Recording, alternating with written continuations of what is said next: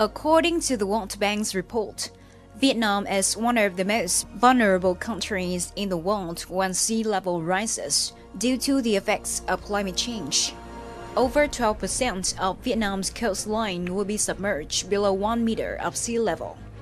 The Mekong River Delta and the Red River Delta are the low-lying areas that are most affected when floods, saline intrusion, and bad weather occur. The Mekong Delta is located in the lower Mekong River. This is home to 54% of rice production, 70% of aquaculture production, 37% of fruit production, and more than 90% of Vietnam's rice exports. This point playing an important role in ensuring national food security. This area is facing many challenges. The consequences of climate change, such as saline intrusion, landslides, and floods in the Mekong Delta, become more serious, threatening people's livelihoods and sustainable development of the region. For many years now, UNDP has given much support to the Mekong Delta in response to climate change and sustainable livelihood development. So far, this work has achieved many results thanks to the cooperation of local people and authorities.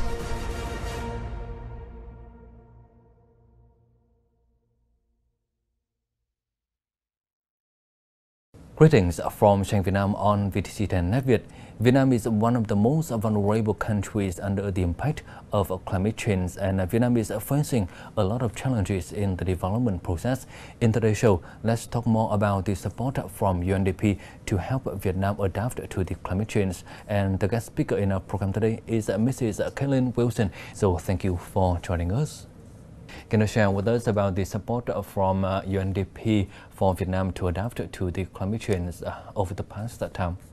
UNDP is delighted and honored to have been a longtime partner of the government of Vietnam in addressing climate change challenges and addressing disaster risk reduction.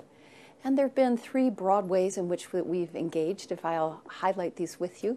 First of all, we've looked at some of the enabling legal environment that needs to be created for disaster risk to be effective, and also for meteorology work and community-based resilience and action. Secondly, we've been more recently engaged with helping the government with what's called nationally determined contributions. These are arising from the Paris Agreement on climate change, and it's each country sets what their contributions are going to be to help reduce and maintain the world within 1.5 or 2 degrees of warming. In this case, UNDP has helped the government design, and we're actually in the process right now of helping them update this information. The third way in which we've engaged, and this has been a long-term engagement we've had on climate resilience, helping to build the climate resilience in Vietnam. And one of our partnerships that we're quite proud of is together with the Green Climate Fund. We've been engaged in looking at an integrated way to ensure the resilience of coastal communities. And Vietnam is one of the most vulnerable, top 10 vulnerable countries in the world with a highly vulnerable coastline. And here UNDP has been working to help rebuild storm resilient houses on the one hand. On the other is to look at mangrove restoration so that it stops storm surge when floods actually happen or when storms happen. The other is looking at having a whole database, and a database that people can use, policymakers can use, people on the front lines can use, that have the latest up-to-date information on climate change impacts. So the Mekong Delta region is the area heavily affected by the climate change. So can you share more, elaborate more on this idea? Absolutely, and I think there's a confluence of factors that impact on climate change in the Mekong Delta. Part of it is nature and climate change itself that's happening together with global warming. And as there's global warming, there's more sea level rise.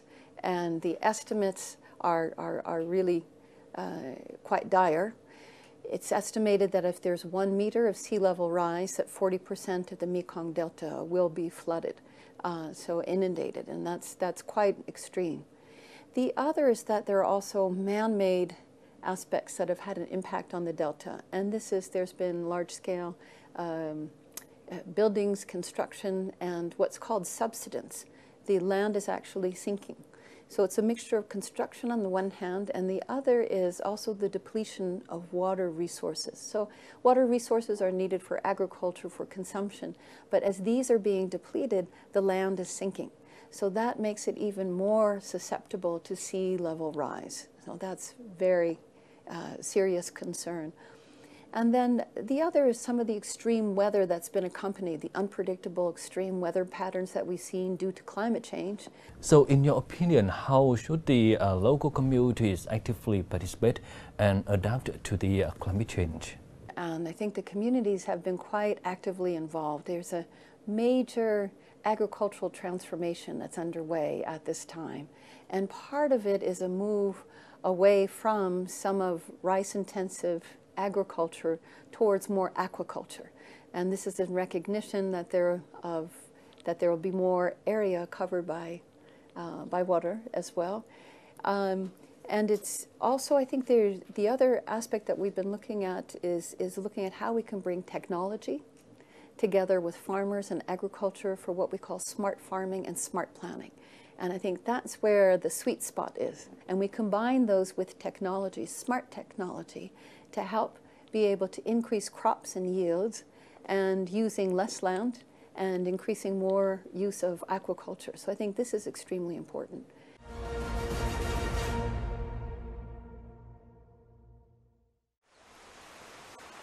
Như làm ruộng sống thì lấy rơm nó nuôi bò.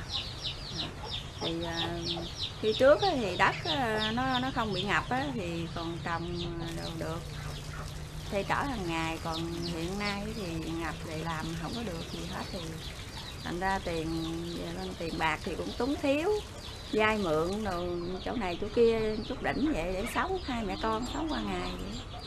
Tưởng như năm nay là sức khỏe yếu với nước đồ này kia vậy á, ở đây thì bão đồ nhiều thì đất thì hơi thấp, thì thành ra sức khỏe không có nữa, thì tính sang qua trồng cây trái để như là không còn chăm sóc nổi nữa vậy.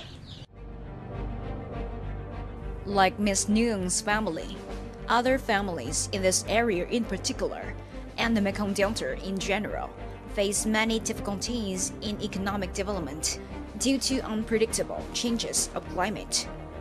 Whenever the flood and storm season comes, the only thing she can do is to burn incense and pray. Thì trong bối cảnh là một cái dự án mà cái cách tiếp cận khá mới, cho nên là liên quan đến rất là nhiều bộ ngành, nhiều địa phương, cho nên là cũng khá phức tạp trong quá trình vận hành. Tuy nhiên là trong năm 2018 thì phải nói là ban chỉ đạo cũng như là UNDP rồi Bộ Nông nghiệp, Bộ Xây dựng các địa phương cũng đã rất là nỗ lực tháo gỡ tất cả những cái vướng mắc khó khăn, và để đạt được cái kế hoạch cơ bản trong năm 2018, chúng ta đã xây dựng được hơn 1.000 cái căn nhà chống lũ cho bà con ở các vùng ven biển, và đã trồng được trên 200 hecta rừng ngập mặn, và đã triển khai được cái đào tạo cán bộ trong cái chương trình nâng cao nhận thức cộng đồng của các tỉnh ven biển.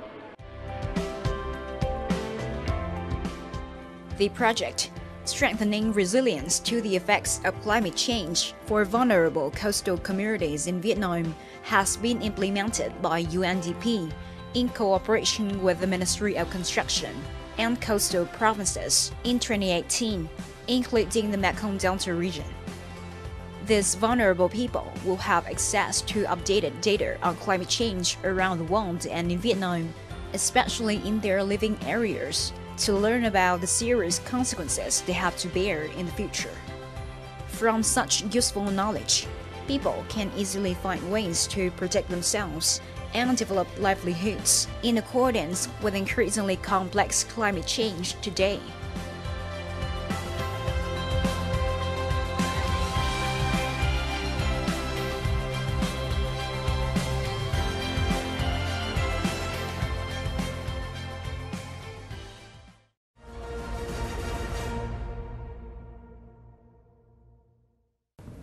So in this regard, what would you say about the importance of the private sector in the collaboration with the farmers? Private sector collaboration is extremely important, and it can pay either a positive or a negative impact. And so I think there's more and more we're seeing new trends in how the private sector can play a positive force. One of the ways is looking at how infrastructure is undertaken and ensuring that infrastructure is also disaster-proofed and is cognizant of the water level tables and the impact that it will have on land, on the one hand. On the other hand, private sector has a key role to play in bringing in finance for creative solutions. And I think here with smart agriculture and smart technology, private sector has a key role to play in research and development, in testing out new ways that technology can help solve increased production with more constrained use of land, and ways that are more sustainable, that are going to protect the ecosystem of the Delta, not just for today, but also for future generations. And key will also be, the private sector has a key role to play also in mangrove restoration and investment in plantations. These are the kinds of investments that will help stabilize the Delta and help make it more resilient and green in the long run.